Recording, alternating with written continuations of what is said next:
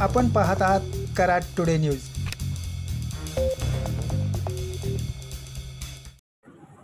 कराड शहर व परिसरात आज वादळी वाऱ्यासह गारांचा पाऊस झाला। प्रचंड मोठा वारा सुटल्याने अनेक ठिकाणी झाडेही पडली आहेत। शहर व परिसरात सुमारे 1 तासाहून अधिक पडलेल्या पावसाने ठिकठिकाणी पाणी साचले होते। वादळी वाऱ्यासह झालेल्या या पावसामुळे शहरातील विजय दिवस चौक, पंचायत समिती तसेच महामार्गावर हॉटेल पंकज समोर झाडे पडल्याने वाहतूक विस्कळीत झाली होती।